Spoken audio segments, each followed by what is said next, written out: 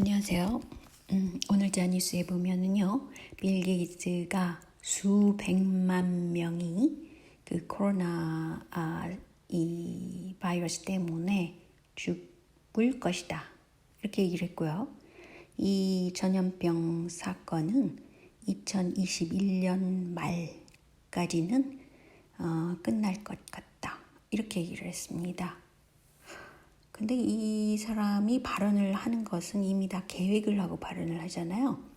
근데 미국 민주당이라 하더라도 하나의 자본력이 움직이는 그런 정치세일 뿐이라고 볼 수 있습니다. 그 이유는 지금 부통령 후보로 나온 카말라 해리스의 경우도 보면은요, 그 남편이 백신 제약사의 변호사라 그래요. 남편 이름이 더글라스 M. 호프인데요. 자궁경부암 백신 제조사의 변호사라 그럽니다. 그러니까 이상하게도 미국 민주당은 제약사랑 연관돼 있고요. 미국 공화당은 군산업과 굉장히 밀접한 관계를 갖고 있더라고요. 그런데 어쨌든 둘 다 산업 다 인간의 생명을 좌우하는 그런 중요한 산업이죠. 어쨌든 자본력과 정치가 하나의 일체된 관계에 있다는 거예요.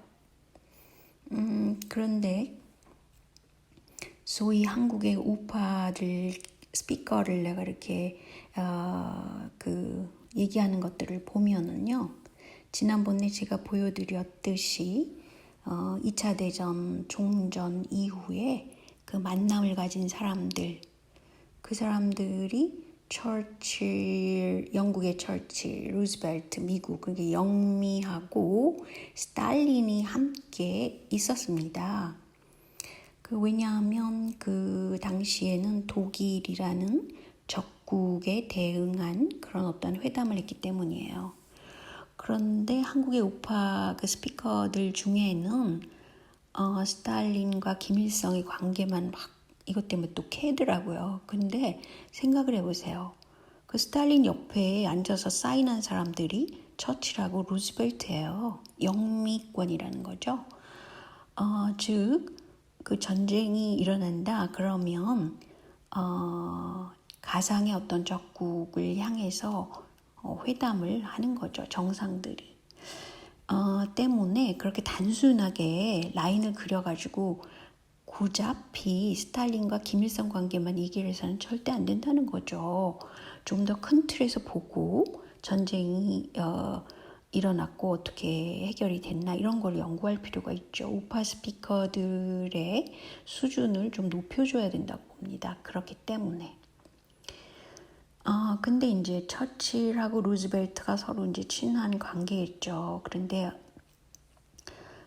루즈벨트가 처칠한테 뭐라 그랬냐면 2차 대전을 어떤 전쟁이라고 불러야 할지 궁금하다 이렇게 얘기를 했대요. 그랬더니 처칠이 뭐라 그랬냐면 그건 불필요한 전쟁이었소 하고 즉시 대답을 했다 그럽니다.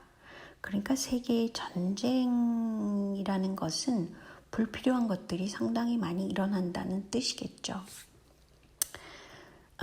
그런데 한국은 지금 남북 대치가 됐잖아요. 때문에 이 대치 상황을 어떻게든 해결하려고 노력해야죠. 당연히.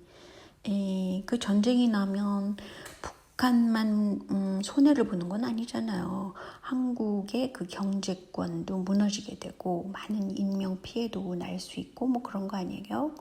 때문에 이것을 막는 차원은 기본적인 겁니다.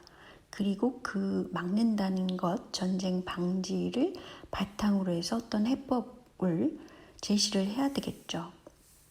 근데 여러분들이 아시지만 그 일루미나티 카드라는 게 있잖아요.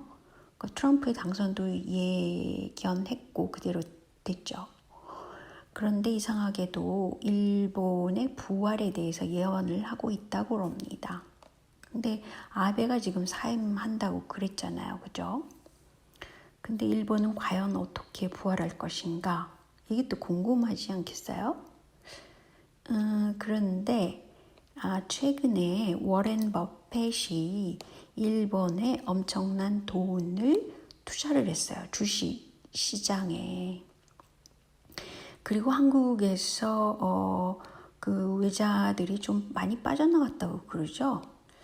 그래서 뭐 이게 어떤 사인인가 하고 이걸 의아해하는 분들도 있던데 말이죠. 그 일본의 입장은 일본을 키워서 만약에 한반도 유사시 언제든지 그 북핵 자료 말고도 한국의 도로 항만에 관한 자료를 일본이 지금 요구하고 있다고 합니다. 그러니까 일본을 키워서 한반도를 치기 위해서 뭐 인근 해협이나 그 땅까지 밟을 가능성도 있는 거예요. 그렇다면 그거는 남쪽도 안 좋고 북쪽도 안 좋은 겁니다. 그렇다고 해서 뭐 북한을 공략을 한다 그러면 그 순순히 남한 쪽에서 그거를 흡수할 수 있을 거라고 오산을 하시는 겁니다. 이 경우는 강대국들이 UN 밑에서 뭐 어떤 회담을 해가지고 지네들끼리 나눠 갖는다라는 심지어는 지도까지 과거에 있었거든요. 여기서 주의를 해야 된다는 것이죠. 김치국물 마실 필요가 없다는 거예요. 일본의 현재 방위 예산은 상당히 많아졌습니다. 계속 매해 늘어났고 현재 2019년 자료에 보면은 한국의 국방 예산보다 13조 원 정도가 많다고 그래요. 그래서 2020년 방위 예산은 60조라고 합니다. 일본은 뭐 돈을 많이 찍어낼 수 있기 때문에 이런 게 가능한가 보죠. 근데 일본의 경제 상황은 그렇게 좋은 건 사실은 아니에요. 그런데 이런 지금 착착 준비를 뭔가 하고 있다는 것에 걱정을 아니할 수가 없죠. 우파 좌파의 문제가 아니고 우파라도 걱정을 해야 됩니다. 우파들이 갖고 있는 재산과도 연관이 돼 있지 않나요? 이런 건. 그런데 말이죠. 때문에 전쟁을 방지하는 쪽으로 가야 되는데 그러기 위해서 지금 문재인 정부가 무엇을 일단 했느냐. 최신 자료인데 한국이 스위스와 군사정보 보호 협정을 맺었어요. 그러니까 한국은 상당히 그 스위스 모델로 가고 싶어 하죠. 왜냐하면 중립국적인 어떤 것을 가지면 너무 좋겠다. 전쟁도 방지하고 스위스도 군사력이 막강하더라고요. 때문에 알짜배기 스위스랑 손을 잡자. 그리고 한국 정부는 이상하게 그 독일 정부와 상당히 또 정책적으로 많이 연관을 갖고 있어요. 그런데 이제 이런 상태입니다. 현재. 그런데 이제 한국에서는 할 수 있는 게 뭐가 있겠어요? 뭐 남북이 되도록이면 교류를 활발히 더 해야 된다는 입장인데 너무 이 문재인 정부에서 뭐 조국을 비호해야지, 김경숙이 비호해야지, 뭐 각종 변호해야 될 사람들이 많아지는데 잘못을 했으면 내쳐야 되지 않나요? 그리고 뭐 그렇게 인재가 없습니까? 그렇게 해서 어떤 전체적인 좋은 틀을 만들어야 되는데 문재인 정부는 굉장히 권위적이에요. 때문에 그것을 하지 못하고 그냥 지지율 갉아먹고 그냥 삼성이나 비호해 주면서 뭐 있습니다. 근데 군사력이 있어서 굉장히 많이 좋아졌더라고요. 뭐 기술적인 것도 오히려 상당히 그 생각 외로 우수한 기술을 갖고 있어요. 한국이. 그것 때문에 지금 그런 상태인데 지금 미통당이 굉장히 이거는 친북 정부다라는 것만 가지고 막 치고 있어요. 비판을 하고 있다는 거죠. 그렇기 때문에 저는 문재인 정부가 자신이 할 일을 딱딱 해줬으면 지지율도 높고 미통당한테 이런 소리도 안 듣고 그럴 가능성이 있었지 않나 그런 생각이 듭니다.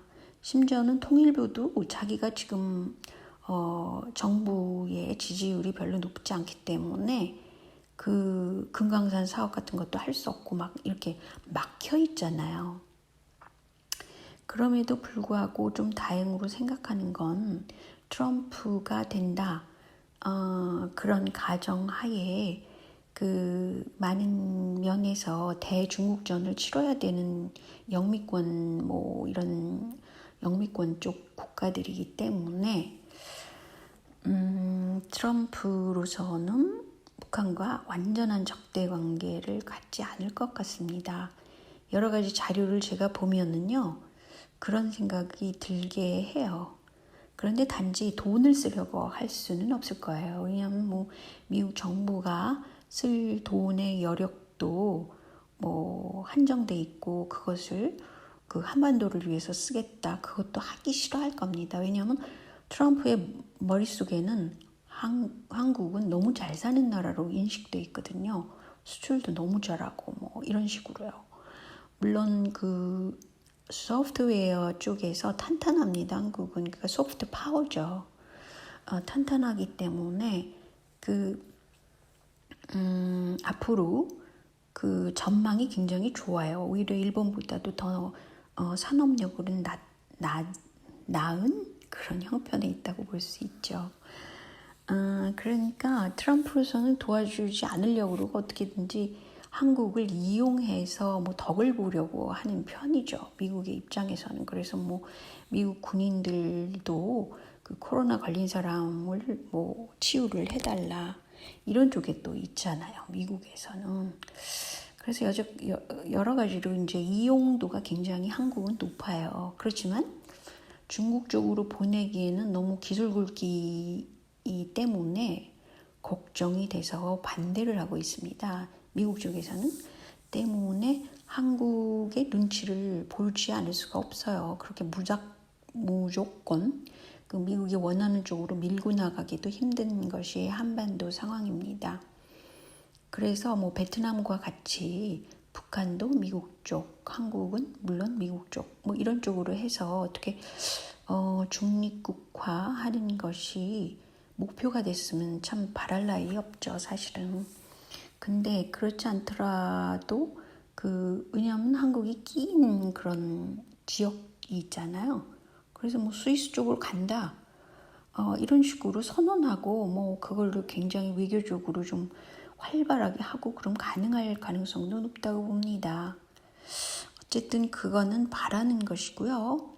그렇게 될지 안 될지는 아직은 모르겠어요. 일단은 미국 대선이 끝나야 되고 그리고 나서 어떤 다른 그런 전략이 또 세워질 것 같습니다. 그런데 제가 지금 의료 분쟁하고 기독교의 문제를 이렇게 보면은요, 다른 건 몰라도 이렇게 5년간 그 직업군을 구별해서 강간과 강제추행 한 사람들의 현황을 보니까요, 의사 그룹이 가장 많아요. 그 다음에 종교인입니다. 근데 그렇지가 않군요. 종교인이 가장 많고 그 다음에 의사라는 거예요. 근데 이제 최근에 들어서 이제 순위가 의사가 더 그 성추행을 더 많이 저질렀군요. 때문에 아마 수술실을 오픈하자 뭐 이런 말까지 나오는 것 같은데, 근데 어쨌든 둘이 막상막하라는 거예요. 그래서 제가 볼 때는 그 의사 그룹하고 종교 그룹들이 상당히 한국 사회에 대해서 좀 미안감을 가질 필요가 있다고 봅니다. 어떻게 이렇게 기본 상식적인 도덕 개념이 없다는 거예요. 정말 이거는 뭐라고 말할 수가 없습니다. 이렇게 한국 사회를 리드한다고 생각했는데 정말 실망스러워요. 제가 이거 오늘 자료를 본 거예요, 우연히.